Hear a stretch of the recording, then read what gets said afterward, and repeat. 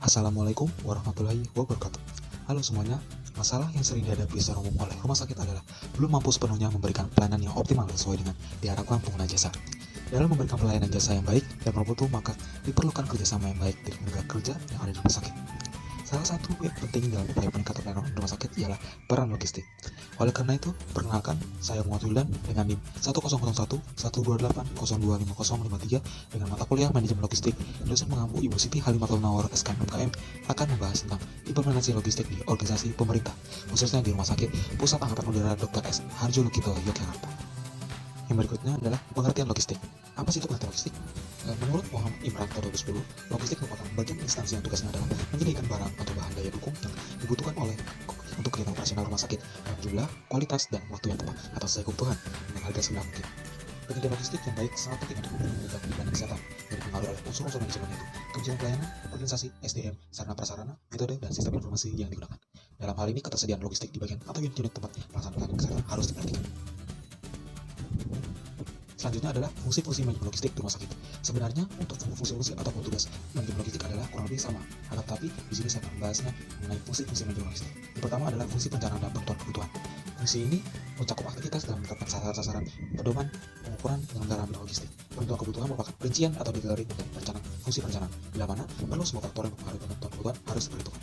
Yang kedua adalah fungsi penganggaran, merupakan usaha untuk merumuskan perincian penentuan kebutuhan dalam suatu skala standar, yakni skala mata uang serta jumlah biaya dengan memperhatikan pengarahan dan pembatasan yang berlaku terhadapnya. Yang ketiga adalah fungsi pengadaan, merupakan usaha dan kegiatan untuk memenuhi kebutuhan operasional yang telah digariskan dalam fungsi perencanaan, penentuan kepada instansi pelaksana. Keempat adalah fungsi penyimpanan dan penyaluran. Fungsi ini merupakan penerimaan, penyimpanan, dan penyaluran perlengkapan yang telah diadakan melalui fungsi-fungsi terdahulu untuk kemudian disalurkan pada instansi pelaksanaan. Yang kelima adalah fungsi pembayaran, yang merupakan usaha atau proses kegiatan untuk mempertahankan kondisi teknis, daya guna, dan daya hasil barang inventaris. Yang keenam adalah fungsi penghapusan, merupakan kegiatan dan usaha untuk pembatasan barang dari penanggung-jawaban yang berlaku. Dapat dikatakan juga fungsi penghapusan adalah usaha untuk menghapus kekayaan atau aset karena kerusakan yang tidak dapat diperbaiki lagi, dinyatakan sudah tua dari segi ekonomis maupun teknis, kelebihan, hilang, susut, dan karena hal-hal lain menurut peraturan perundang-undangan yang berlaku. Lalu kemudian yang terakhir adalah fungsi pengendalian. Ini merupakan fungsi inti dari pengelolaan perlengkapan yang berbuat usaha untuk mengawasi dan mengamankan keseluruhan pengelolaan logistik. Yang berikutnya adalah saya akan membahas tentang siklus manajemen logistik. Nah, bisa dilihat di gambar ini bahwa banyak untuk siklus manajemen logistik rumah sakit terdiri dari beberapa tahap.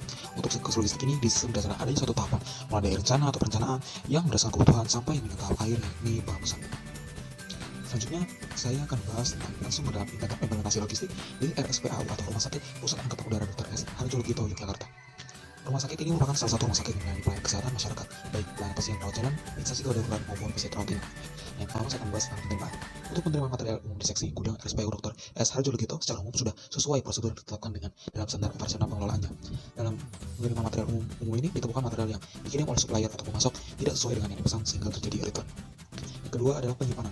Sarana dan prasarana tersedia di seksi gudang RSPAU Dr. S. Harjo Lukito untuk menyimpan material yang diterima baik dari hasil pengadaan lokal maupun dropping dari pusat. Dalam pelaksanaannya sudah sesuai dengan prosedur operasi yang ada. Tetapi sarana dan prasarana penyimpanan material masih belum memadai, terutama jumlah barang yang masih diperlukan penambahan agar material yang masuk ke gudang dapat tersimpan dengan baik. Yang ketiga adalah distribusi. Kegiatan distribusi material yang dilaksanakan seksi gudang RSPAU Dr. S. Harjo Lukito sesuai dengan standar operasi yang ditetapkan sehingga dapat mengurangi risiko kesalahan dalam distribusi material. Dalam proses distribusinya juga ditemukan kekurangan. Dicatatkan kesimpulan bahwa pengelolaan logistik di seksi gudang RSPAU Dr. S. Harjo Lukito menyebutkan bahwa ditemukan kelemahan atau kekurangan dalam pelaksanaan kegiatannya. Antara lain, dari segi penerimaan, pelaksanaan kegiatan di lapangan masih terdapat kekurangan yang perlu mendapat pembenahan. Kedua, penyimpanan, sarana dan prasarana penyimpanan material masih belum memadai, terutama jumlah barang yang masih diperlukan penambahan agar material yang masuk ke dalam gudang dapat tersimpan dengan baik. Apabila hal ini tidak dapat perhatian serius, pada akhirnya akan mengganggu dalam proses penyimpanan, sehingga bisa mengakibatkan kerusakan pada material yang disimpan. Yang ketiga, pendistribusian. Dalam proses distribusi masih ditemukan kelemahan diantaranya. Yang A adalah kebutuhan material yang diperlukan oleh unit kerja masih belum tercukupi secara maksimal. Hal ini terjadi karena keterbatasan anggaran yang ada sehingga tidak semua kebutuhan dapat terpenuhi dengan baik. Yang B, jarak antar unit kerja menggunakan material yang jauh dari gudang sehingga memungkinkan terjadinya kerusakan pada saat proses penyaluran barang.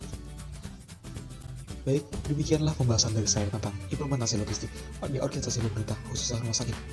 Jika terdapat kesalahan dan kekurangan, saya mohon maaf. Semoga pembahasan dan penjelasan materi ini bermanfaat dan thank you for watching. Wassalamualaikum warahmatullahi wabarakatuh.